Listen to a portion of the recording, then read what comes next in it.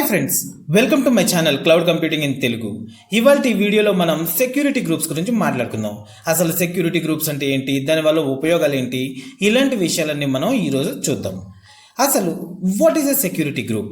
దీనికి general definition ఇంటర్నెట్లో దొరికేది, లేకపోతే అమెజాన్ వాళ్ళ వెబ్సైట్లోకి వెళ్ళి చూస్తే దొరికేది ఏంటంటే, a security group acts as a virtual firewall for your instance to control inbound and outbound traffic. ఇక్కడ ఇన్బౌండ్ అండ్ అవుట్బౌండ్ అంటే ఏంటండి? మనము ఒక EC2 ఇన్స్టెన్స్ని లాంచ్ చేసాము. ఆ EC2 ఇన్స్టెన్స్కి ఒక వెబ్ అప్లికేషన్ ఏదైనా హోస్ట్ చేసాం అనుకోండి. ఆ వెబ్ అప్లికేషన్కి ఆ EC2 ఇన్స్టెన్స్కి పబ్లిక్ యాక్సెస్ ఉంటే ఏమవుతుంది, దాన్ని మనం పబ్లిక్గా ఆ IP తోటి దాన్ని ఎక్కడి నుంచైనా యాక్సెస్ చేసుకోవచ్చు. డొమైన్కి మ్యాప్ చేసామంటే ఆ డొమైన్ ద్వారా ఆ వెబ్ అప్లికేషన్ని మనం ఎక్కడి నుంచైనా యాక్సెస్ చేసుకోవచ్చు. అంటే సంథింగ్ లైక్ www.xyz.com అని చెప్పి మనం కొడతాం. అది రిక్వెస్ట్, మనం సర్వర్కి రిక్వెస్ట్ పంపిస్తున్నాం. అప్పుడు ఏమవుతుంది, మనకు ఆ పేజ్ లోడ్ అవుతుంది. ఈ రిక్వెస్ట్ వెళ్ళి సర్వర్ని హిట్ అయ్యి ఆ పేజ్ని తీసుకొచ్చి మనకు చూపిస్తుంది. అది రెస్పాన్స్. ఇక్కడ రిక్వెస్ట్ని ఇన్బౌండ్ అంటారు, రెస్పాన్స్ని అవుట్బౌండ్ అంటారు అనమాట. ఈ సెక్యూరిటీ గ్రూప్ ఏం చేస్తుందంటే, it acts as a fire wall, virtual firewall for your instance. మనం పంపే రిక్వెస్ట్ కరెక్ట్గా ఉందా లేదా, వ్యాలిడ్ సోర్స్ నుంచి వస్తుందా లేదా ఆ రిక్వెస్ట్ అనేది, ఆ రిక్వెస్ట్ని మనం తీసుకోవచ్చా, ఇలాంటివన్నీ. అలాగే వ్యాలిడ్ అవుట్పుట్ అనేది వ్యాలిడ్ డెస్టినేషన్కి వెళ్తుందా లేదా, ఇలాంటివన్నీ కూడా ఇక్కడ ఈ సెక్యూరిటీ గ్రూప్ అనేది మానిటర్ చేసి కంట్రోల్ చేస్తూ ఉంటుంది అనమాట. ఇక్కడ సోర్సెస్ అంటే ఏంటంటేనండి, మనం ఎక్కడి నుంచి రిక్వెస్ట్ పంపచ్చు అనేది అనమాట. అంటే ఇప్పుడు నేను ఒక EC2 ఇన్స్టెన్స్ లాంచ్ చేశాను, రిమోట్ డెస్క్టాప్ తీసుకుంటున్నాను విండోస్ అయితే, లేకపోతే లినక్స్ వాళ్ళు ఏం చేస్తారు, SSH చేస్తూ ఉంటారు, SSH ద్వారా కనెక్ట్ అవుతూ ఉంటారు. వాళ్ళు అలా అయితే మీ దగ్గర యూజర్ ID పాస్వర్డ్ ఉండొచ్చు, ఉండకపోవచ్చు. అంటే ఇప్పుడు పొరపాటున ఎవరికైనా మీరు దాన్ని ట్రాన్స్ఫర్ చేసి ఉండొచ్చు. ఓకే, ఏదో ఒక సమ్ రీజన్ కోసం వాళ్ళకి ట్రాన్స్ఫర్ చేసి మళ్ళీ వాటిని మార్చడం మర్చిపోయి ఉండొచ్చు, మర్చిపోకపోయి ఉండొచ్చు, ఏదైనా జరగచ్చు. సో అలాంటప్పుడు ఎవరు పడితే వాళ్ళు మన సిస్టమ్స్ని, మన సర్వర్స్ని, మన EC2 ఇన్స్టెన్స్ని యాక్సెస్ చేయకుండా మనం ఒక వ్యాలిడ్ సోర్స్ నుంచి వచ్చే రిక్వెస్ట్ని మాత్రమే తీసుకో అని చెప్పి మనం చెప్తాం అనమాట సెక్యూరిటీ గ్రూప్లో. ఈ సోర్సెస్ ఎలా ఉంటాయంటే, custom, anywhere IPv4, anywhere IPv6 or my IP, ఇలాంటి 4 ఆప్షన్స్ మనకు అక్కడ ఉంటాయి.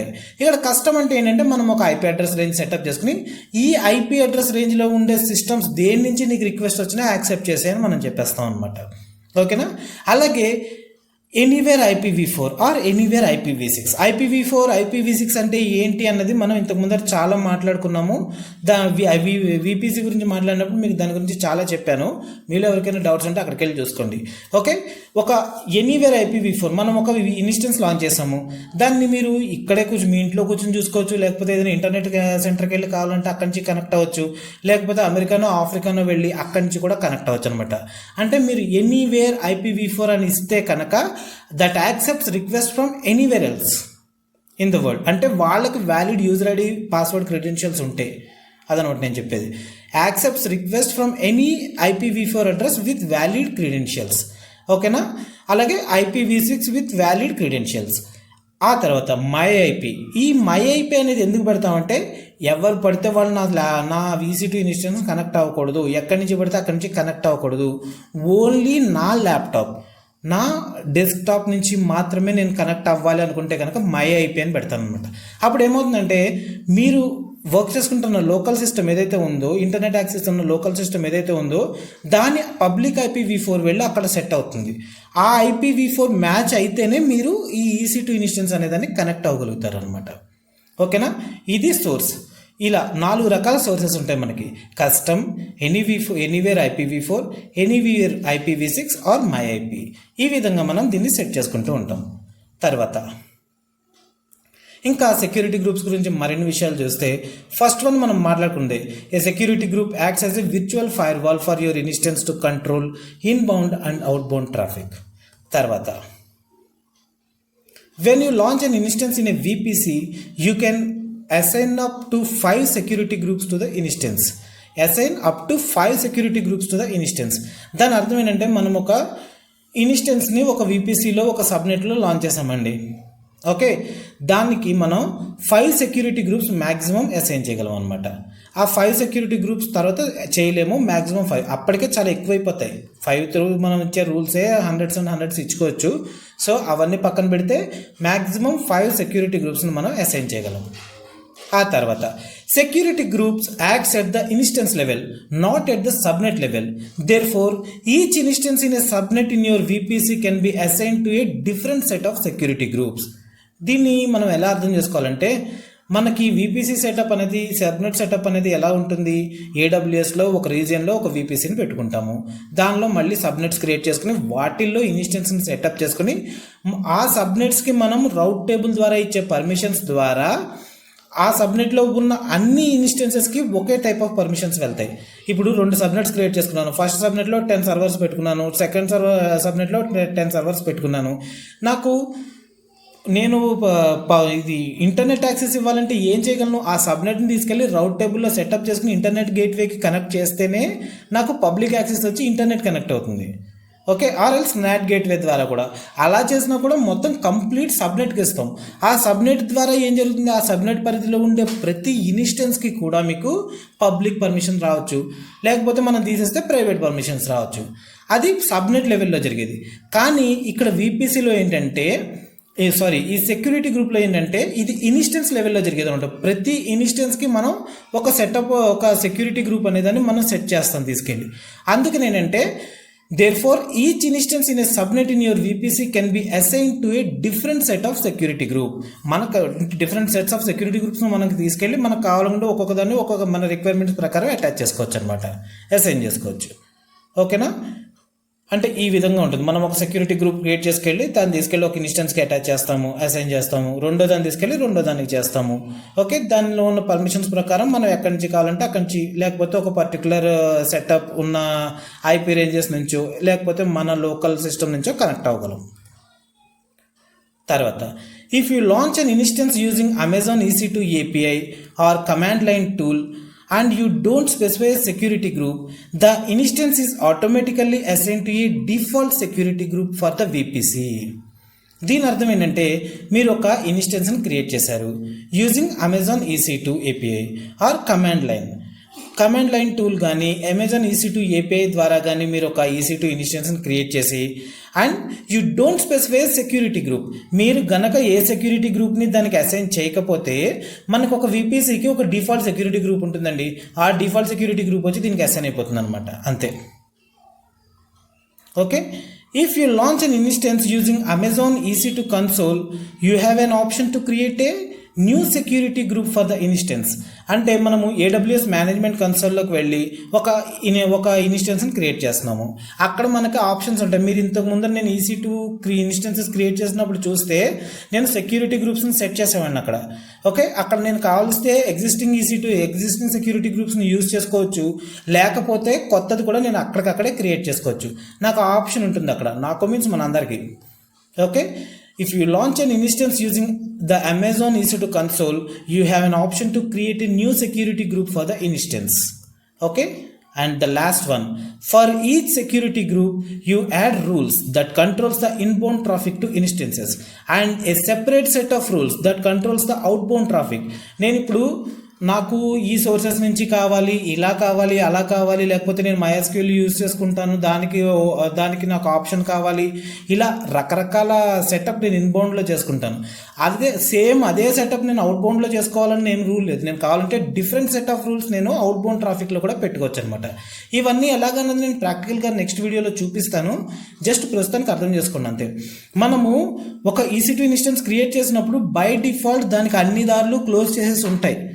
ఓకే, మనం దాన్ని ఎవరు యాక్సెస్ చేయలేరు. దానికి సెక్యూరిటీ గ్రూప్స్ ద్వారా మనం చెప్తాం, బాబు ఈ ఐపీస్ నుంచి ఈ పర్టికులర్ ప్రోటోకాల్స్ ద్వారా వచ్చే రిక్వెస్ట్ని మాత్రమే నువ్వు యాక్సెప్ట్ చేయి, ఈ పోర్ట్స్ నుంచి ఈ పర్టికులర్ ప్రోటోకాల్స్ ద్వారా వచ్చే రిక్వెస్ట్ని యాక్సెప్ట్ చేయి అని మనం చెప్తాం అనమాట.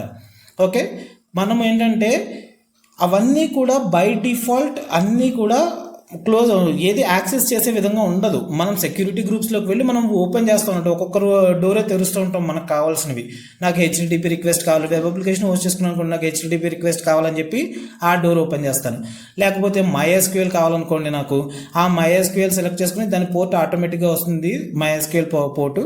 దానికి మళ్ళీ నేను నాకు ఎనీవేరా లేకపోతే కస్టమా, లేకపోతే మై ఐపీయా, IPv4, IPv6 ఇవన్నీ ప్రతి దానికి చెప్పుకుంటూ వెళ్తాం అనమాట. ఈ సోర్సెస్ ద్వారా వస్తే రిక్వెస్ట్ మాత్రమే నా డేటాబేస్ యాక్సెస్ కావాలి. అందులో డేటాబేస్ ఇన్స్టాల్ చేసుకున్నాను అనుకోండి, నేను ఎక్కడి నుంచి పడితే అక్కడి నుంచి రిక్వెస్ట్ వస్తే యాక్సెప్ట్ చేయకూడదు. అది ఈ పర్టికులర్ సోర్స్ నుంచి వస్తేనే SQL సర్వర్ యాక్సెప్ట్ అవ్వాలి, ఈ సోర్స్ నుంచి వస్తేనే MySQL యాక్సెప్ట్ కావాలి. లేకపోతే మనం ఏదో వెబ్ అప్లికేషన్ హోస్ట్ చేసుకున్నాం, అప్పుడు కూడా ఈ పర్టికులర్ సోర్స్ నుంచి రిక్వెస్ట్ వస్తేనే నువ్వు ఆ వెబ్ పేజ్ అనేదాన్ని రెండర్ చేసి చూపించాలి. ఇలాంటివన్నీ కూడా మనం సెక్యూరిటీ గ్రూప్స్లో సెట్ చేయొచ్చు అనమాట. ఓకే, ఇంకా దీని గురించి మరిన్ని విషయాలు కూడా చూద్దాం. ఓకే, ఇప్పుడు సెక్యూరిటీ గ్రూప్స్ గురించి మరిన్ని విషయాలు చూస్తే, security groups are always permissive. You can't create rules that deny access. Security groups అనేది మనం ఎప్పుడు కూడా పర్మిషన్స్ ఇవ్వడానికి చేస్తాం తప్ప డినే చేయడానికి చేయము. ఎందుకంటే డినే ఆప్షన్ ఉండదు. బై డిఫాల్ట్ అన్ని డినేలోనే ఉంటాయి. మనం జస్ట్ డోర్లు ఓపెన్ చేస్తూ ఉంటాం అంతే. అన్ని డినేలో ఉన్నప్పుడు గోడకి ఏదో హోల్స్ పెట్టి మనకు కావాల్సిన చూస్తున్నట్లుగా మనకి కావాల్సిన పర్టికులర్ సర్వీస్ని యాక్సెస్ చేయడానికి పర్మిషన్స్ ఇస్తూ ఉంటాం అంతే. Always permissive. అంతేగాని you can't create rules that deny access. Deny చేయడానికి మనం రూల్స్ ఏం సెట్ చేయలేమన్నమాట. By default security groups allow all outbound traffic. మనం ఒక సెక్యూరిటీ గ్రూప్ క్రియేట్ చేసినప్పుడు చూస్తే అవుట్ బౌండ్ ట్రాఫిక్ అనేది ఆల్ యాక్సెప్ట్ చేస్తుంది అనమాట. Okay, security group rules enables you to filter traffic based on protocols and port numbers. మనము security గ్రూప్స్ని మనం ఎనేబుల్ చేసేటప్పుడు security group rules enables you to filter traffic. మనకు వచ్చే ట్రాఫిక్ని ఏ విధంగా ఫిల్టర్ చేయొచ్చు, HTTP నుంచా, HTTPS నుంచా, ఇలాంటి ప్రోటోకాల్స్ వాటి రిలేటెడ్ పోర్ట్ నెంబర్స్ నుంచి వచ్చేలాగా మనం ఫిల్టర్ చేసుకోవచ్చు అనమాట. Okay, security groups are stateful. If you send a request from your instance, the response traffic for that request is allowed to flow in regardless of the inbound rules. That also means that response allowed inbound traffic are allowed to flow out regardless of the outbound rules. దీని అర్థం ఏంటంటే, మనము ఏదో ఒక web application host చేసి ఒక HTTP port open చేసాం. HTTPని నాకు ఎనీవేర్ ఎల్స్ ఎనీ IPv4 నుంచి నాకు రిక్వెస్ట్ వచ్చినా నువ్వు యాక్సెప్ట్ చేయని చెప్పి నేను ఇన్బౌండ్లో ఒక రూల్ సెటప్ చేశాను, ఒక సెక్యూరిటీ గ్రూప్ ఒకటి సెట్ చేశాను నేను. అయితే అట్ ద సేమ్ టైం ఆటోమేటిక్గా ఏం జరుగుతుందంటే అదే పర్మిషన్ నీకు అవుట్బౌండ్లో కూడా సెట్ అయిపోతుంది అనమాట. మళ్ళీ మీరు ప్రత్యేకంగా వెళ్ళి అవుట్బౌండ్లో కూడా సెట్ చేయాల్సిన అవసరం లేదు. Okay, you can add and remove rules at any time. Your changes are automatically applied to the instances that are associated with the security group. You can add and remove the rules at any time. ఇప్పుడు మనం ఒక 10 rules పెట్టుకున్నామండి, అందులో మనం ఎప్పుడైనా మన changes అనేవి మనం చేసుకోవచ్చు. జస్ట్ ఆ సెక్యూరిటీ గ్రూప్లోకి వెళ్ళి మనకు కావాల్సిన పర్మిషన్స్ని మనం ఇచ్చుకున్న పర్మిషన్స్ని డిలీట్ చేసేయడము, లేకపోతే కొత్తగా ఇచ్చుకోవడము చేయొచ్చు. మనం ఏమైతే చేసామో ఆ పర్టికులర్ సెటప్ ఇమ్మీడియట్గా ఆ ఇన్స్టెన్స్కి ఈ సెక్యూరిటీ గ్రూప్ అసైన్ ఉన్న ఇన్స్టెన్స్కి ఇమీడియట్గా అప్లై అయిపోతుంది అనమాట. ఓకేనా? When you associate multiple security groups with an instance, the rules from each security group are efficiently aggregated to create one set of rules. Amazon EC2 instance this set of rules to determine whether to allow access. దీని అర్థం ఏంటంటే, మనం ఇప్పుడు ఒక 5 వరకు accept చేస్తుంది security groups అని చెప్పాను కదా, అందులో ఒక్కొక్క సెక్యూరిటీ గ్రూప్లోనూ మల్టిపుల్ రూల్స్ పెట్టాం. ఇవన్నీ కూడా అగ్రిగేట్ అయిపోయి వన్ సెట్ ఆఫ్ రూల్స్ కింద ఈ EC2 అనేది కన్సిడర్ చేసుకుంటుంది అనమాట. When you associate multiple security groups with an instance, the rules from each security group are effectively aggregate to create one set of rules. అవన్నీ కూడా one set of rule కింద aggregate అవుతాయి. Okay, Amazon EC2 uses this set of rules to determine whether to allow access. EC2 ఏం చేస్తుంది, ఆ ఒక్క setup of రూల్స్ని పట్టుకుని అందులో ఉన్న రూల్స్ ప్రకారం వచ్చే ట్రాఫిక్ని మానిటర్ చేసుకుని అలౌ చేయొద్దా వద్దా అని చూసుకుంటుంది అంతే. అలౌ చేయడానికి పర్మిషన్ ఉందా లేదా అని చూసుకుంటుంది అంతే. అలౌ చేయాలా వద్దా కాదు, అలౌ చేయడానికి పర్మిషన్ ఉందా లేదా అంతే. You can assign multiple security groups to an instance. Therefore, an instance can have hundreds of rules that apply. This might cause problems when you access the instance. We recommend that you condense your rules as much as possible. దీని అర్థం ఏంటంటే, మనం multiple security groups పెట్టుకోవచ్చు. కొన్నిసార్లు ఏమైపోతుందంటే, మన rules పెరిగిపోయే కొద్దీ అవి 100స్లో కూడా వెళ్ళిపోవచ్చు. వీళ్ళు చెప్పేది ఏంటంటే 100స్లో కూడా వెళ్ళిపోవచ్చు. అది మీకు అన్నెసరీ ప్రాబ్లమ్స్ క్రియేట్ చేస్తుంది. అంటే చూడడానికి ఇబ్బందికరంగా ఉంటుంది. ఏ రూల్ ఎందుకు అన్నది ఒక్కొక్కటి చూసుకుని వెళ్ళడం అనేది ఇబ్బంది అవ్వచ్చు. అందుకని we recommend that you condense your rules as much as possible. ఎంత తక్కువగా మీరు ఎంత ఎఫెక్టివ్గా ఆప్టిమైజ్డ్గా మెయింటైన్ చేయగలరో అంత జాగ్రత్తగా చేసుకోండి. నెంబర్ ఆఫ్ రూల్స్ మేము అలౌ చేస్తున్నాం కదా అని మీరు పెట్టుకుంటూ వెళ్ళిపోతే తర్వాత మీరే ఇబ్బంది పడతారు అని చెప్పి చెప్తున్నారు. ఓకే ఫ్రెండ్స్, ఇది ఫ్రెండ్స్ సెక్యూరిటీ గ్రూప్స్ గురించిన థియరిటికల్ పార్ట్. నెక్స్ట్ వీడియోలో మనం AWS మేనేజ్మెంట్ కన్సోల్లోకి వెళ్ళి ఈ సెక్యూరిటీ గ్రూప్స్ తోటి ప్రాక్టికల్గా వర్క్ చేద్దాం. అప్పుడు వీటి గురించి మీకు కంప్లీట్ నాలెడ్జ్ అనేది వస్తుంది. Thank you so much. Bye bye.